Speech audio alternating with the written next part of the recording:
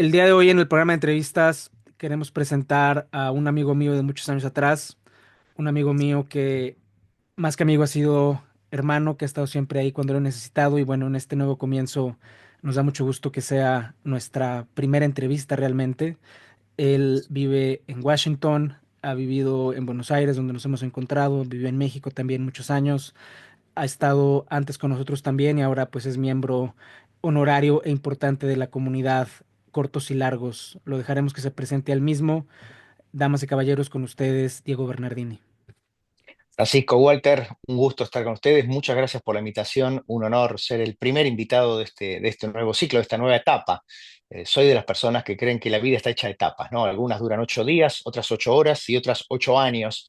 Y bueno, esta es una nueva etapa que espero que sea mucho más fructífera, satisfactoria, siempre progresando, ¿no? que la etapa anterior. Diego Bernardini, soy médico de familia con maestría y doctorado en el área de la longevidad, del envejecimiento, y básicamente, bueno, tengo posición de profesor titular en una universidad nacional en Argentina, la Universidad Nacional de Mar del Plata, y en una privada, la Fundación Barceló. Soy escritor, soy consultor estratégico, analista. Y bueno, trabajo a nivel regional, básicamente a través de una plataforma, una comunidad, que es la comunidad líder en Iberoamérica para personas más de 50, donde tenemos espacios de formación, espacios de aprendizaje, espacios, una unidad, digamos, un eje de trabajo que tiene que ver con la consultoría. Y bueno, además de ser speaker internacional, y bueno, justamente acabo de llegar ahora de El Salvador, del encuentro anual de empresarios, y bueno, eso, moviéndome mucho y siempre con el tema de cómo hacemos para no solo estar viviendo más tiempo, sino vivir mejor.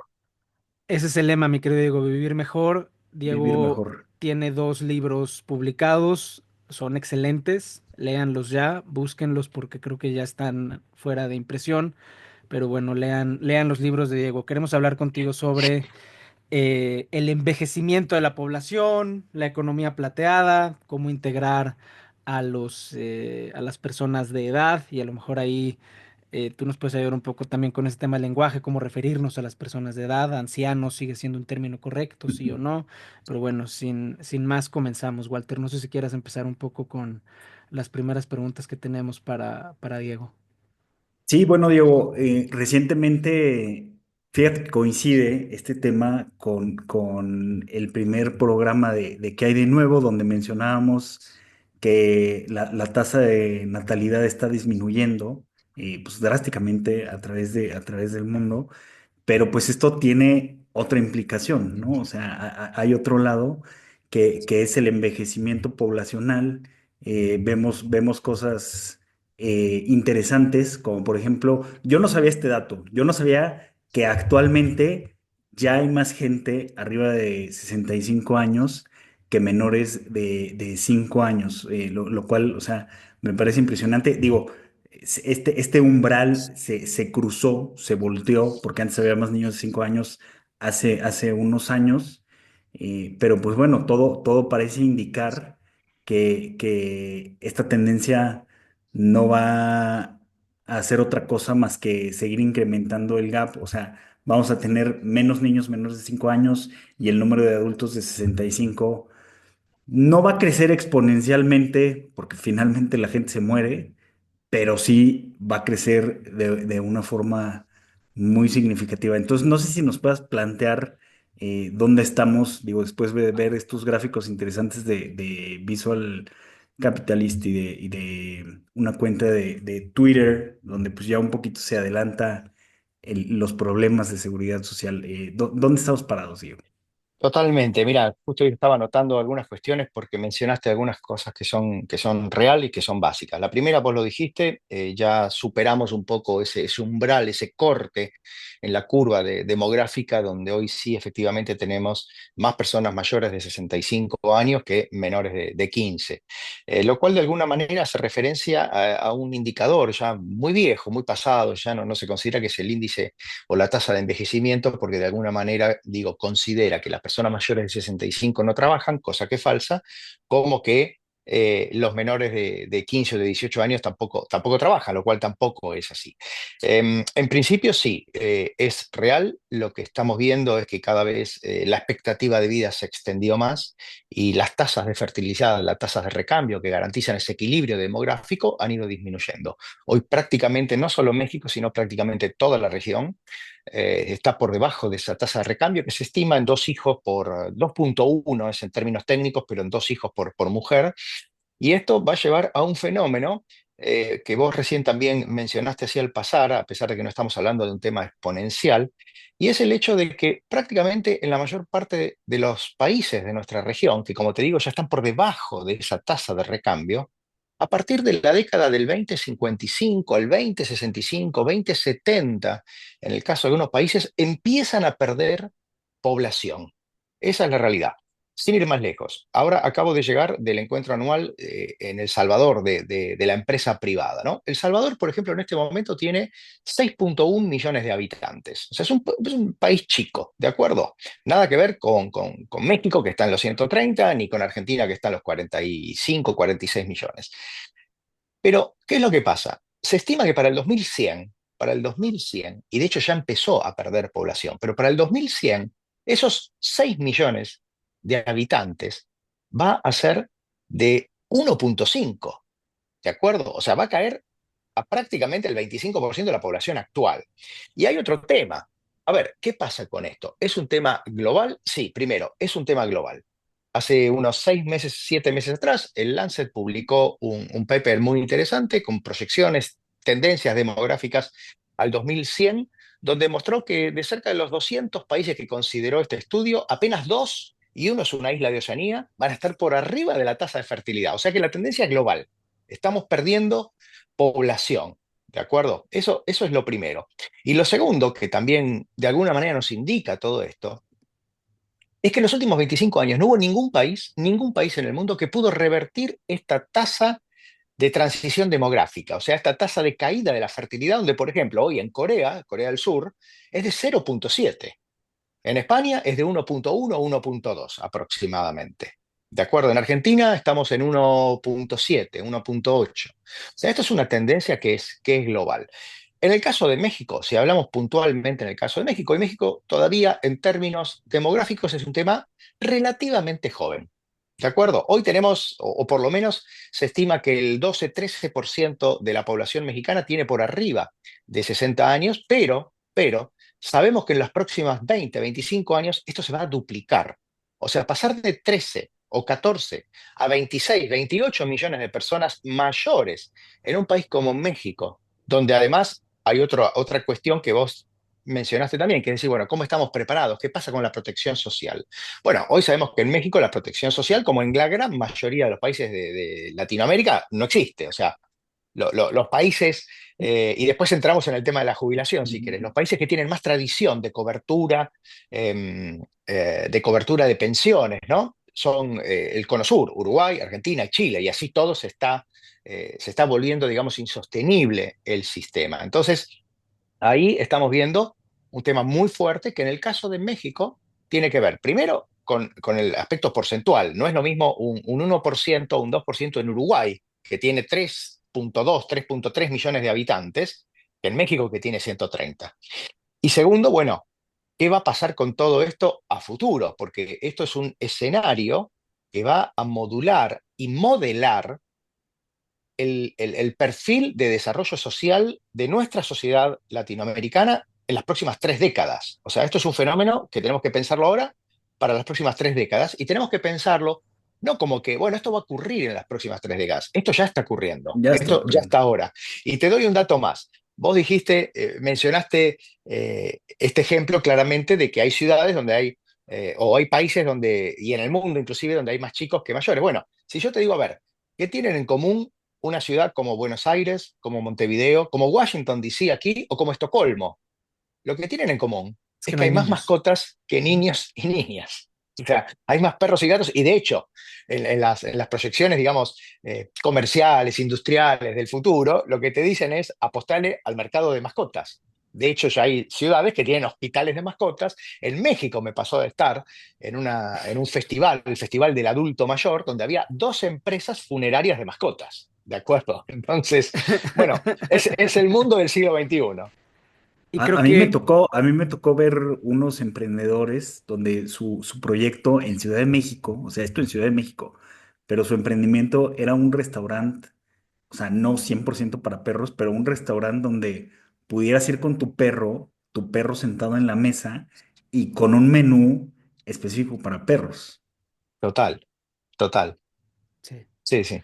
eh, creo que en ese sentido, un programa complementario para hacer en el futuro es, o sea, ¿por qué la gente no está teniendo hijos, no? Digo, ese es, o sea, lo podemos abordar aquí, pero creo que es francamente otro tema. O sea, un tema es la Es longevidad y otro otra, sí, tema es otra es la cuestión. falta de natalidad. Entonces, Sí, sí, hay varios elementos sin entrar en ujú, profundidad, pero por un lado tenés la mayor educación y penetración laboral en el mercado laboral de la Dina, ujú, mujer, claramente.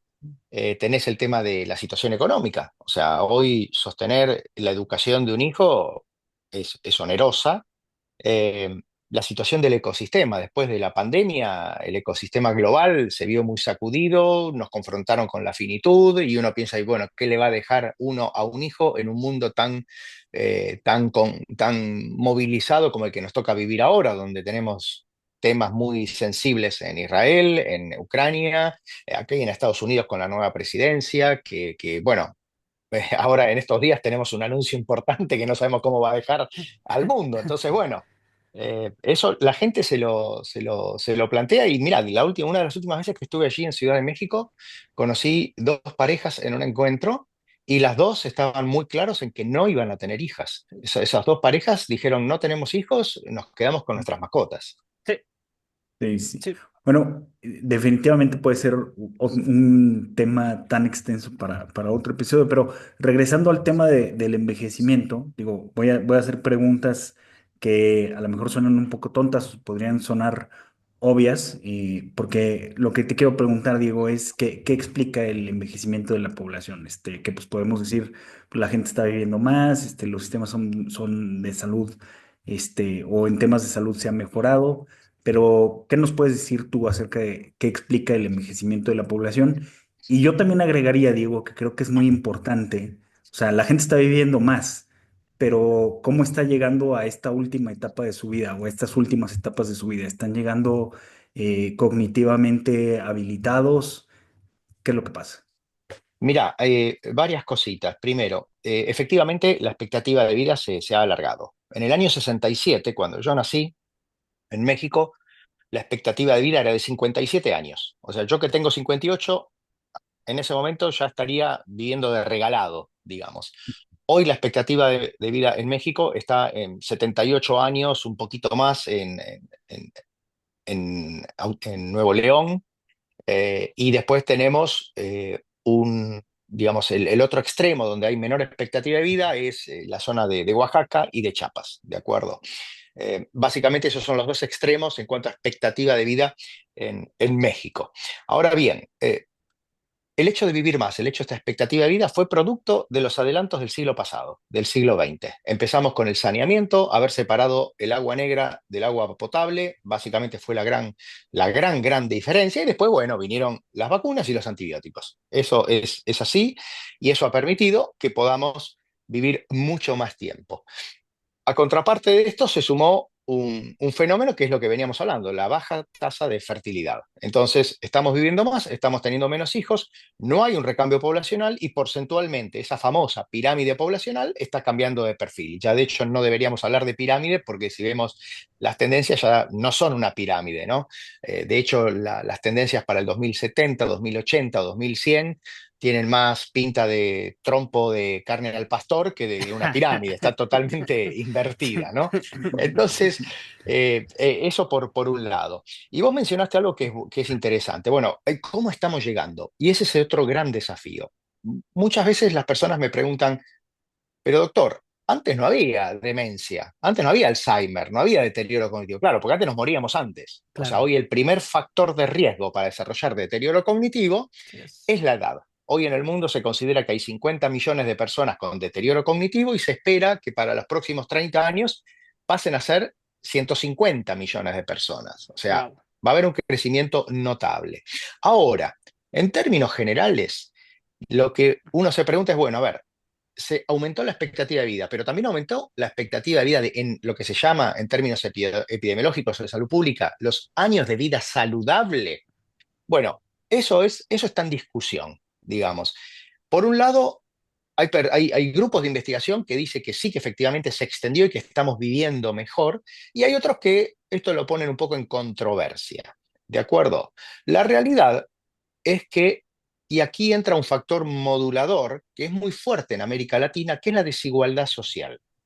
Lo que estamos viendo es que los grupos más educados, que son los que tienen mejores oportunidades, mejores trabajos, que son más conscientes en el autocuidado, en su propia salud y en adoptar hábitos de vida saludable, efectivamente en general suelen vivir más, claramente, viven más, eso está demostrado, y viven mejor.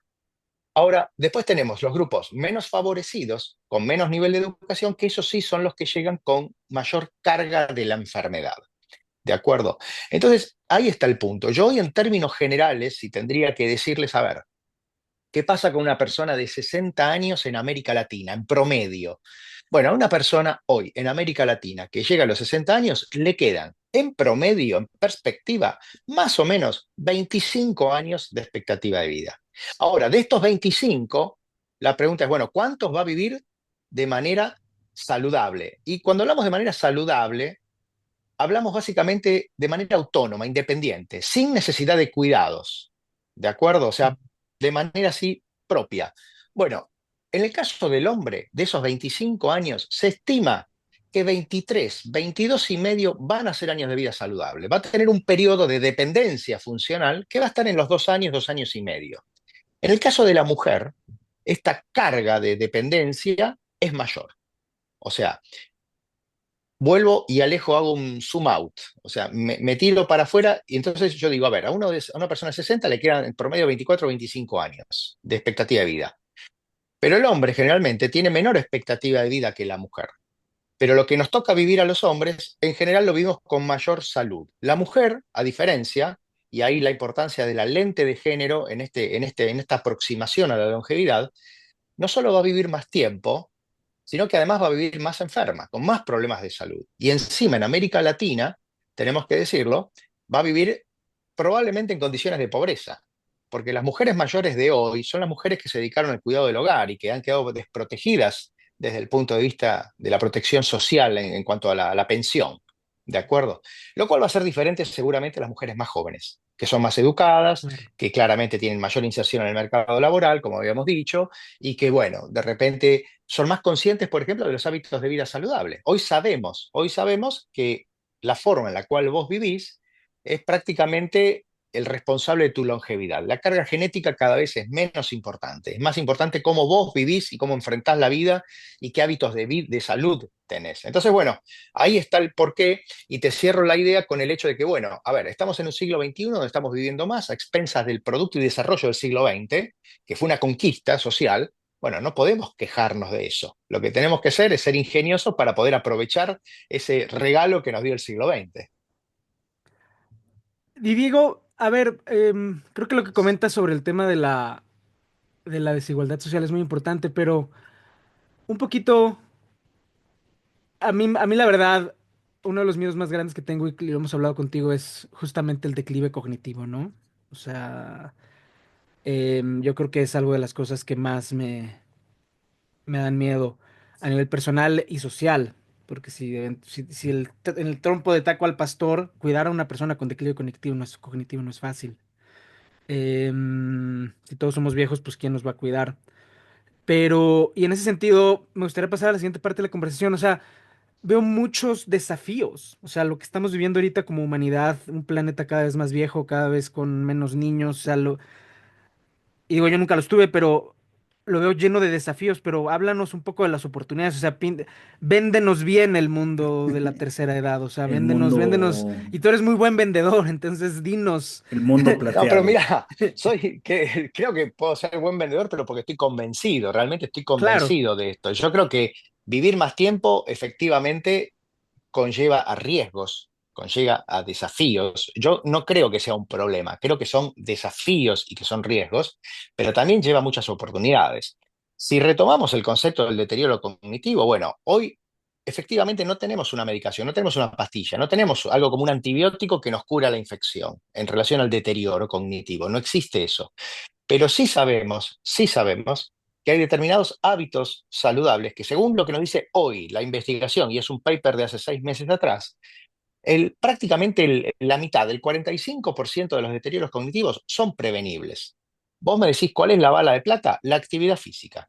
Porque el deterioro cognitivo es un tema muchas veces de irrigación, muchas veces de funcionamiento cerebral y, por ejemplo, también de falta de sueño, que hoy está comprobado que el sueño, de alguna manera, hace un efecto de lavado sobre esa proteína amiloide, que es la que se acumula y la que se encuentra en el tema a nivel macroscópico en el deterioro cognitivo. Entonces, a ver, yo creo que, como te dije, es una oportunidad de hacer cosas que nos gustan, es una oportunidad de reinventarnos, es una oportunidad de entender que el curso de vida, la forma de vida de este siglo XXI tiene que ser diferente a la del siglo pasado y todavía nos seguimos regulando con normas del siglo pasado.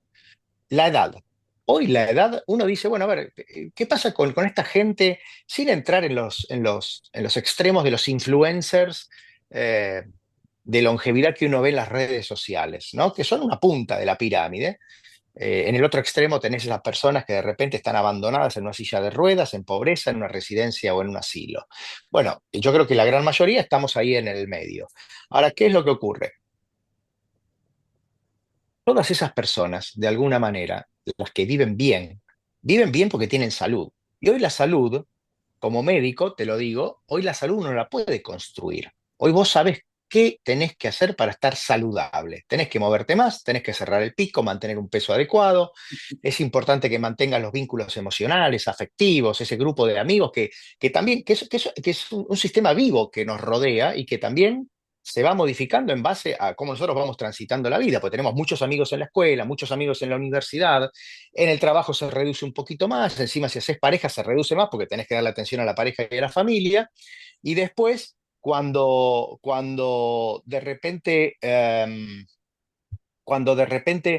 te jubilás, hay otra disminución en este sentido de lo que significa ese vínculo. Y los vínculos afectivos. Vos tenés vínculos afectivos con los cuales podés compartir un café cada 15 días, con otro te podés ir un fin de semana de viaje y con otro compartís la vida. ¿De acuerdo? Entonces me parece que es importante poder entender eso. Entonces hablábamos de la actividad física, hablamos de la nutrición con el peso, hablamos de los vínculos afectivos, la espiritualidad, que la espiritualidad no solo tiene que ver con ir a la iglesia, al templo o a la mezquita, sino que tiene que ver con trascendencia, con legado, con una vida espiritual que va más allá de una doctrina religiosa. Y por supuesto que tener con un sentido de vida. El propósito de vida para los hombres está muy arraigado en nuestra identidad laboral. Y esto lo vemos porque cuando trabajamos con las empresas en los programas de transición laboral, de preparación para el retiro, para los hombres es mucho más difícil asumir esta nueva etapa que se viene por delante que para las mujeres. Ustedes fíjense que las mujeres siempre están ocupadas, las mujeres siempre están haciendo cosas, y nosotros en cambio nos jubilan y nos condenamos al sofá con el control remoto y la latita de cerveza. Entonces, tenemos que prepararnos. Hoy no nos están preparando para entender lo que significa una vida larga, lo que puede significar una vida con más años. Entonces, me parece que ahí viene el tema. Y esto tiene, para cerrar la idea, dos aproximaciones. Esto de lo que estoy hablando es una aproximación personal, individual, de cada uno de nosotros, pero también tiene que ir acompañado de una política pública. La política pública no puede, entre comillas, regular un retiro laboral como se venía regulando hace 50 años atrás.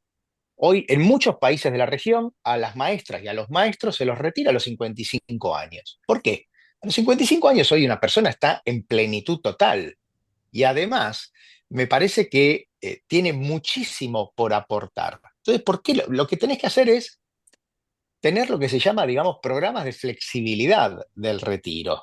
O sea, flexi-load, flexi-time, una flexibilidad en carga de trabajo y una flexibilidad también en tiempo de trabajo, porque también los estudios lo que muestran es que las personas no quieren que la jubilación o el retiro, que además, aclaro, no es para todos, sino para los que tienen un trabajo formal, sea un cambio de 180 grados en su vida, sino que sea algo progresivo, algo gradual. ¿De acuerdo? Bueno, esto significa tener ingenio y poder adaptar todos estos cambios que estamos viviendo a un nuevo siglo. Entonces tenemos que empezar por ahí, tenemos que empezar por nuestras propias vidas para entender lo que significa la oportunidad de vivir más. Y tenemos que pensar en las estructuras que están de alguna manera arreglando, normatizando nuestra sociedad. La política pública fundamentalmente, pero también el sector privado, ¿no? Porque el tema de los colaboradores senior hoy tiene un abordaje que es muy importante. Vos mencionaste al inicio el tema de la economía, de la longevidad, que va de la mano de la economía del cuidado y que va además de muchas otras cuestiones donde ya hay CEO responsables de empresas globales que ya han puesto atención en esto. Entonces, bueno, básicamente esto significa decir, a ver, estamos viviendo más, tenemos oportunidades, tenemos desafíos y estamos en un nuevo siglo. Y esto requiere nuevas reglas. ¿Por qué? Porque también los que tenemos más de 50 somos la generación más conectada, más comunicada y Ujú. más educada que ha dado la historia de la humanidad. Bueno, esto me parece que es un win-win para todo el mundo si sabemos aprovecharlo. Oye, Diego, mencionas algo muy importante y súper positivo, que es que el 45% de la demencia es prevenible. Tú mencionas la actividad física, la dieta. ¿Importa el tipo de actividad física? Y esto te lo pregunto porque, o sea, yo he visto que no es lo mismo, por ejemplo, ejercicios aeróbicos. Lo que he visto últimamente es que es muy importante enfocarse en conservar la masa muscular o hacer cosas para conservar la masa muscular, que pues empieza a declinar después de los 40 si uno no hace nada. Totalmente de acuerdo, eso es real. A ver, primero, una cosa conceptual. Actividad física es aumentar el gasto energético, el gasto calórico. Esto puede ser ir a la clase de zumba, salir a caminar, salir a pasear a tu perro, andar en bicicleta, utilizar menos el transporte público. O sea, actividad física es moverse. Dentro de la actividad física, vos mencionaste dos aspectos importantes. El ejercicio el ejercicio de resistencia aeróbico o cardiovascular, que va justamente a eso, a enfocar o a optimizar y mejorar los perfiles de funcionalidad cardiovascular. Y después mencionaste algo que es muy interesante y que es relativamente reciente, que es el tema de la fuerza. ¿Por qué? Porque efectivamente sabemos que después de los 40 años se empieza sin entrenamiento, porque también lo mencionaste, en condición basal, si uno no se entrena, empieza a perder valores musculares y después hay un aceleramiento de esta pérdida a partir de los 65 o 70 años. Y hoy sabemos que la fuerza, y fundamentalmente la fuerza de miembros inferiores, te condicionan la marcha, la deambulación. Y el tener menos fuerza muscular no solo te hace más proclive a tener caídas, por ejemplo, sino a entrar en una figura clínica que los médicos llamamos como síndrome de fragilidad. Que ya la palabra te lo dice todo. Cuando vos imaginas algo frágil, ¿qué te imaginas? Una copa de cristal, que un golpe, un viento, un cambio de temperatura puede fracturar. Bueno, el síndrome de fragilidad, de alguna manera, o un perfil clínico de fragilidad, es, hablando en términos poco académicos, el inicio del fin. ¿De acuerdo? Entonces hoy sabemos que para que la funcionalidad y a través de ella la independencia de las personas a medida que nos hacemos mayores sea ideal, sea óptima, tiene que ver con no solo mantener una resistencia cardiovascular, sino con tener valores de fuerza.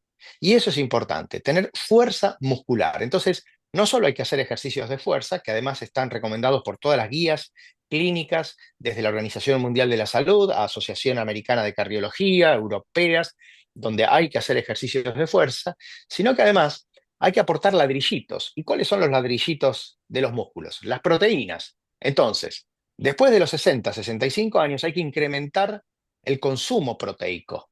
Se estima, hasta simplemente de información general, se estima que hasta ese momento de nuestras vidas lo que uno debería ingerir diariamente es de 1 gramo de proteína por kilo de peso.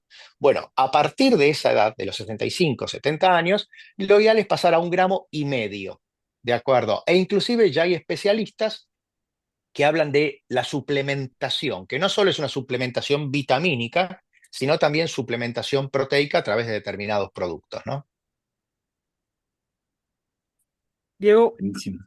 una a ver, me regreso un paso antes de que Walter sacara el tema de la... Es que Walter hace mucho ejercicio, entonces, y No, o entrena y tal. sea, hago ejercicio. Pero Pero, yo pero, insisto, es que yo, o sea, sí, Paco dice eso porque yo insisto en que hay que construir masa muscular, Sí, sí, es ahora real, que se es puede. real. Sí, sí, sí, Es sí, real. sí. Sí, no, me queda claro. Trabajamos en eso todos los días, pero me gustaría regresarme a un punto porque creo que, o sea, este fenómeno del envejecimiento tiene un componente, una macro tendencia, ¿no? Que ahí viene, la estamos viviendo, etcétera. Pero hay micro tendencias que van a ser comunes a cada sociedad, a cada país. Y creo que aquí el tema que comentabas de la clase social es bien importante. No envejece igual una persona que está en el 1% de la tenencia de activos y de los ingresos que alguien que está en el bottom 1% de ambas métricas. América Latina es bien desigual. Y todo el mundo aquí sabemos cómo va a ser. Va a haber retiros de primera clase y va a haber retiros de séptima clase. Em, ¿Cuál es el papel ahí? Y más en países como México, ¿no? Que son países con un sistema de pensión. Argentina se van a salvar porque Argentina, mal que bien, pues tienen pensiones universales. Brasil también tienen pensiones universales. O sea, va a haber cierta ecualización hacia el final. Aquí en México no va a haber, en Perú no va a haber, en Chile no va a haber, que tenemos sistemas de reparto, sistemas de retiro individualizado. ¿Cuál es el papel ahí de las comunidades? O sea, ¿cuál es el papel de las comunidades? Y a lo mejor caricaturizo un poco con esta pregunta, pero si tuviera que elegir entre invertirle a mis redes sociales físicas, o sea, invertir en pagar mis amigos, generarme un círculo, que nos cuidemos mutuamente cuando estemos viejos, o invertirle a mi plan de retiro, ¿cuál haría? ¿Cuál debería ser? Yo haría las dos, porque no está A ver, bueno obviamente. no tener Bueno, una casa y estar suponiendo, solo que estar con amigos y no tener casa. Mira, a ver, yo creo que lo primero que tenemos que entender es que la jubilación fue un invento del siglo XX y ahora estamos en el XXI. O sea, y con todo esto que venimos hablando, hoy es insostenible. Yo creo que, digamos, la ayuda del Estado, por llamarlo así, va a seguir existiendo, pero va a pasar a ser un subsidio. O sea, un subsidio que te permita pagar determinados gastos. Entonces, yo creo que a las generaciones jóvenes y a nosotros mismos, lo que vamos a tener o lo que tenemos que entender es que primero, probablemente vamos a tener que trabajar más que nuestros propios padres y abuelos, porque estamos Sí. viviendo más y porque no existe justamente ese tipo de pensión, por lo menos en los países que existe. A ver, yo, por más que sea argentino y que, bueno, yo no llego a cubrir los años de aporte porque vivo en el exterior hace mucho, pero aunque yo viviera en Argentina, yo no me imagino sobreviviendo de una jubilación que me dé el gobierno argentino, porque esto también está pasando en todos lados. Entonces, lo que nosotros y los más jóvenes tienen que entender es que vamos a tener que trabajar más, vamos a tener que ahorrar más, eso es real, y además vamos a tener que reinventarnos uh, Más después seguido. que claro, después que el sistema nos vaya quitando, nos vaya apartando, y en el mejor de los casos, cuando a vos te jubile la empresa a los 62 o 65 años, vas a tener que seguir haciendo cosas, porque además, también lo que muestran los estudios es que la gente quiere, en general quiere seguir. Hoy, por ejemplo, hoy en Europa, personas calificadas, cuando les preguntan a qué edad se quieren retirar, te hablan de los 70, 72 años. ¿De acuerdo? Distintos motivos, ¿eh? Los Ujú. gringos te dicen que ellos quieren seguir trabajando fundamentalmente por incertidumbre financiera. El tema de los costos de salud, que ya todos sabemos cómo se manejan en este país. Pero también hay muchos otros que dicen, no, porque para mí trabajar me ordena la agenda, tengo estímulo cognitivo, tengo amigos, me obliga a aprender al aprendizaje continuo. Bueno, hay distintos motivos, pero esa es la realidad. Yo, en general, cuando tengo que hablar de esto, sobre todo con gente joven o gente de mi edad, o sobre todo con la gente de recursos humanos o capital humano en las empresas, siempre les digo, a ver, tenemos que empezar a darles recursos a los colaboradores para que entiendan que este retiro es una transición de vida hacia un estado donde ellos van a tener que ser productivos también en el sentido de mantenerse insertos, porque también vemos y particularmente para los hombres, que después de la jubilación, los siguientes 2 años, hay un aumento de la muerte prematura, de la carga de enfermedad, depresión, suicidio, trastornos del ánimo, procesos oncológicos. Bueno, todo esto aumenta en los hombres. ¿Pero por qué? Porque no estamos preparados. Entonces, prepararnos significa aprender continuamente, hay que reinventarse, lo que vos mencionaste. Tenemos que ahorrar, tenemos que pensar que vamos a trabajar. Y acá meto también un condimento. A los 60, 60 y pico años, y es más, antes de eso, a partir de los 50, vos no querés seguir trabajando 10 horas u 8 horas como trabajabas antes de joven. En general la gente lo que dice es, yo quiero seguir trabajando, pero tener tiempo para otras cosas, aunque gane menos dinero. ¿De acuerdo? Entonces me parece que ahí es donde tenemos que empezar a ver este tema de la transición a lo que significa un retiro paulatino, Ujú. a ver qué insumos, qué tenemos que nos permita reinventarnos, porque tenemos contacto, tenemos expertise, tenemos ahorros muchas veces, sabemos qué puertas golpear. Entonces, bueno, todo esto son activos que uno tiene y que la gente muchas veces no se da cuenta, porque cuando hacemos los talleres, las dinámicas, la gente dice, uy, no me di cuenta que tenía todo esto. Y sí, lo tenés, porque uno en la vida no pasa, en general no pasa, digamos así, sin dejar huella, uno va recogiendo eventos, insumos, experiencias. Bueno, me parece que eso es lo importante. Y después hay un tema que vos mencionaste. Efectivamente, América Latina prácticamente, hace unos meses estuve en Honduras, por ejemplo. En Honduras apenas el 6% de la población mayor recibe una pensión. Apenas. Otra cosa es que los políticos nos digan que ellos dan jubilaciones, porque una jubilación de $20 trimestral o bimestralmente no es jubilación, ¿de acuerdo? Entonces, ese es otro tema. Pero yo empezaría sobre todo, y también viendo cómo hemos llegado desde el punto de vista de la política pública y de la protección social hasta este momento, ya se está viendo en países muy, digamos, diferentes y con una estructura, una robustez institucional diferente, como en el caso de España, llegado el caso, que la pensión es un invento pasado, no nos va a tocar a nosotros. Entonces ahí lo que vos decías, hay que ahorrar más. Y hay que ver cómo mantenemos un poco todo ese vínculo, porque eso que nos rodea y que nos mantiene vivos. Porque no está bueno ni tener muchos amigos y no tener dinero, ni está bueno tener una linda casa y estar solo como una ostra, ¿no? Entonces, bueno, Y también, Diego, creo que tomas o sea, lo del retiro paulatino, o sea, yo compro la idea.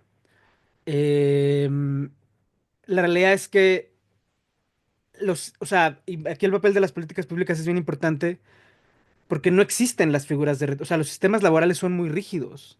O total, sea, y hablo, a lo mejor en Estados Unidos es mucho más fácil llegar a esquemas part-time, ¿no? De que te retiran en 5 años y dejas de exacto. ir. O sea, yo cuando trabajaba en una compañía gringa era así, lo retiraban les hacían un plan para que en 5 años dejaran de trabajar, pero durante esos 5 años estaba todo bien.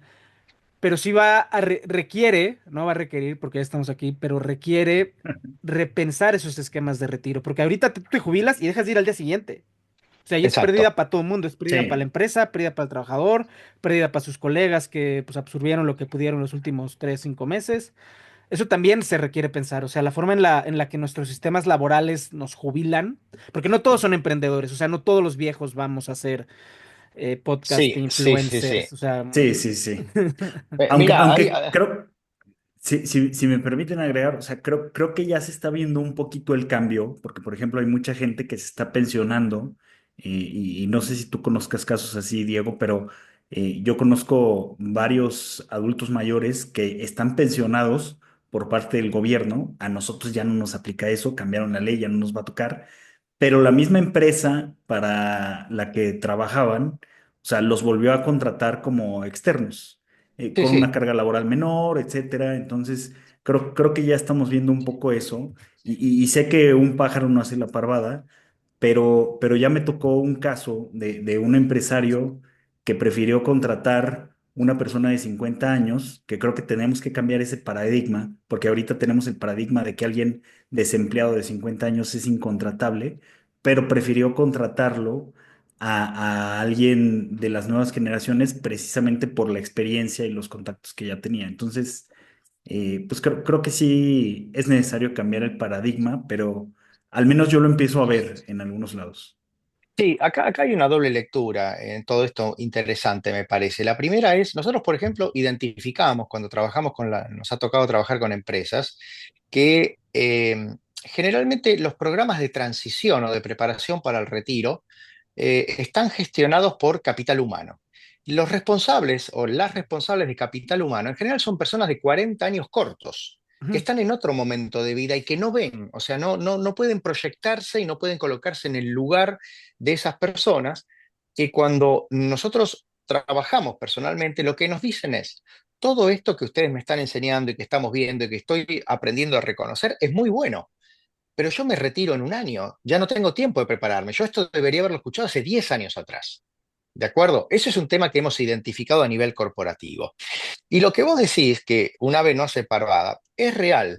Y esto empieza a verse porque también empieza a conocerse el valor agregado de un colaborador senior. El otro día estaba justamente en El Salvador con una persona responsable de Walmart y me decía, no, no, tenemos un gran problema por el tema de la calidad de la educación para encontrar cajeros jóvenes. Y yo en un momento le digo, ¿y no probaste con cajeros de 50 más? ¿Cómo? Me dice, ¿qué es eso? ¿Cómo de 50 más? Le digo, sí, personas de más de 50 que te hagan entrar. Ah, no lo pensé, me dice, pero yo no sé si quieren trabajar. Y bueno, primero tenés que preguntar. Le digo, y segundo, quizás no quieran trabajar 8 horas, pero pueden trabajar 4 horas. Y quizás no quieran trabajar un miércoles, donde van a trabajar los jóvenes, pero quieran trabajar un domingo a la mañana porque no tienen nada que hacer. ¿De acuerdo? Entonces, a ver, hoy empieza a haber más evidencia que muestra que un colaborador senior tiene experiencia y conocimiento acumulado, tiene mayor compromiso y lealtad con la empresa, tiene habilidades interpersonales, asume un liderazgo más blando, más negociable, más, digamos, de conversación. Eh, ¿Se adapta menos a las tecnologías? Sí, posiblemente, pero también está demostrado que cuando vos los capacitas, adoptan fácilmente esas nuevas tecnologías, tienen más resiliencia, estabilidad emocional y han aportado a las empresas, porque hay casos totalmente evidenciados, que dan menor rotación. Entonces, mira, hay un estudio de McKinsey que cerca de 4.000, se le preguntó a cerca de 4.000 CEOs, personas, ejecutivos, digamos, con toma de decisión en distintos países del mundo, si contratarían colaboradores senior. Y dijeron que no, la mayoría de ellos dijo que no, pero no hablamos de personas 50 o 55, hablamos de personas mayores de 45, o sea, a esa edad. Y No me la pregunta asustes, Diego, Ya, siguiente, no me ya eres asustes. senior, Paco, ya eres senior. claro, pero Bueno, esperá, la pregunta siguiente que le hicieron fue, pero bueno, a ver, vos tenés colaboradores de más de 45, de 50 años. Sí. ¿Y qué tal son? Ah, son los mejores, respondieron. ¿De acuerdo? Entonces, Es que sí, es entonces, disonante, claro, entonces uno totalmente disonante. no termina de entender. Y además cuando vos hablas, y sobre todo esto, mira, esto se observa mucho en las pymes, las pequeñas y medianas empresas que tienen un acervo muy, muy familiar, ¿no? Eh, y donde ahí también hay otro tipo de conflictos, que es el tema de la transferencia, del legado, cuando la generación tiene que delegar a las generaciones un poco más jóvenes. Pero nos hemos encontrado con empresas que están lideradas por personas de 60 y largos, 70 y largos, y ellos te hablan como esto a mí no me toca, ¿de acuerdo? Pero a ver, usted tiene, ¿qué edad tiene usted? Ah, bueno, no, ¿no? Entonces, ¿qué es lo que pasa? Estamos poniendo en estos términos la vejez en el otro. O sea, los viejos son los otros, Claro, estamos tercerizando la exacto. vejez y no nos estamos dando cuenta de cuál es nuestra verdadera posición en el curso de vida. Bueno, esto es un cambio de chip, es un cambio de chip donde por suerte cada vez tenemos más evidencia que avala esto que estoy compartiendo con ustedes. Es cambio de chip que sea porque vamos llegando. O sea, yo, pues, porque, o sea, yo en estas cosas, cuando te conocí hace 15 años, pues yo decía, "Ah, pues Diego, sí, o sea, no lo veía tan cerca.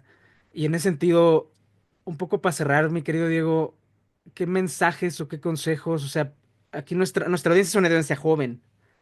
Creo que el 80% lo tenemos abajo de 35, como cuando yo te conocí. Este, ¿qué, no, qué les dirías? O sea, o sea, qué mensaje, Además de construir músculo. además de construir músculo y Mira, ahorrar, además de construir músculo y ahorrar, ¿qué le dirías ahorita a alguien de 35 sobre este tema? a ver, yo lo que le diría es primero que todavía nuestra sociedad se sigue guiando, catalogando, normatizando por un indicador muy rígido que es la edad de cada uno de nosotros. ¿Cuántos años tenemos? En eso va el momento en que entras en la escuela, el momento en que te jubilás, eh, los determinados momentos de la vida. Y la edad lo único que te dice es la cantidad de años que tenés vivos, o sea, que has vivido. Y esto es importante no solo para la audiencia menores de 35 años, sino también para los mayores y para cómo los mayores ven a los de 35 y los de 35 ven a los mayores. Entonces, me parece que hoy tenemos una posibilidad que es muy interesante, que se sintetiza en una palabra que es intergeneracionalidad, que es la posibilidad de mezclarnos. Es la posibilidad de Ujú, mezclarnos. ujú. Muchos de esos jóvenes que nos están viendo y mirando seguramente disfrutan los fines de semana de una mesa familiar donde están los abuelos, donde están los tíos, donde hay distintas generaciones. Bueno, hay que alejar un poquito ese microscopio y entender que esto perfectamente es posible en un ambiente laboral, en el ambiente corporativo, en la sociedad. Y esto es una posibilidad que hoy nos da el desarrollo. Poder aprender de esas personas mayores que vivieron un mundo distinto, poder aprender de ellas, poder nosotros enseñarles esas cosas. Y en definitiva esto se sintetiza en que a nivel corporativo los equipos intergeneracionales tienen más valor. O sea, tienen un valor agregado. Esto está estudiado. Esto ya lo dijo la CEO de McDonald's, la ex CEO de Pepsi, hace 6 meses el CEO de Nestlé Global salió a decir algo parecido. Entonces, tenemos que empezar a ver eso y sobre todo si pretendemos ser innovadores, tenemos que estar preparados para el cambio. Y el cambio es esto, es una sociedad con diversidad etaria. Y el valor agregado es que a todos nos va a sumar valor. Entonces tenemos que estar abiertos y tenemos que dejar de lado esos estereotipos donde pensamos que las personas mayores no aprenden, no tienen paciencia, son obsoletos, se cansan. Bueno, en algún momento todos nosotros vamos a llegar a ellos. Y cierro con esta frase, donde alguien una vez le dijo a un joven, como te ves, yo fui, como me ves, te verás. Eso es verdad, eso es verdad. Totalmente cierto. Pues mil gracias, Diego. Una Por favor, conversación muy interesante y una conversación que, o sea, estamos hablando de las personas senior, de las personas mayores de 65 años, pero yo creo que esta es una conversación que definitivamente debe interesar a todas las edades. Por lo que acabas de decir, unos ya están, pero pues otros, los que no estamos, inevitablemente vamos a llegar. Espero e inevitablemente lleguemos. la longevidad no es un tema de las personas mayores, es un tema de todos nosotros, es un tema transversal. Diego querido, muchísimas gracias por venir a Cortos y Largos. Un abrazo. Fran, Walter, un abrazo fuerte.